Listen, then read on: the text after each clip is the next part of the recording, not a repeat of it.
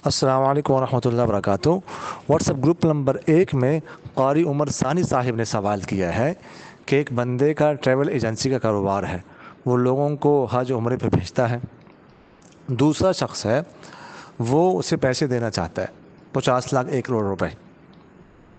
तो उसको कहता है कि अभी हज में 6 महीने बाकी हैं, तो उसे कहता है कि इससे आप कारोबार कर लें, तो 6 माह बाद हज के बाद मुझे पैसे पूरे वापस करने हैं और इसके बदले में मुझे एक हज जो है ना, एक बंदे का हज फ्री करवा के देना है।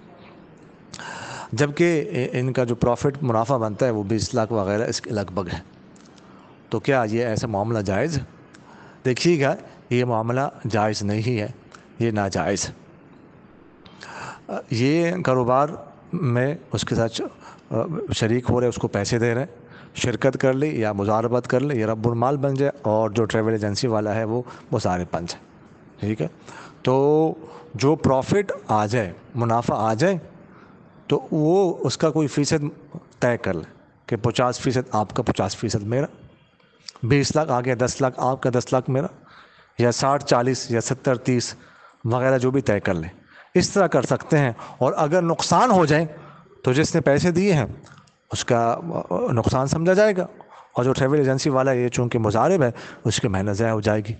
तो इस तरह जो है वो तय कर सकते हैं, लेकिन जो ये तय कर चुके हैं ये नाजायज़ है, इस तरह करना जायज़ नहीं। जज़ाकुमुल्लाह।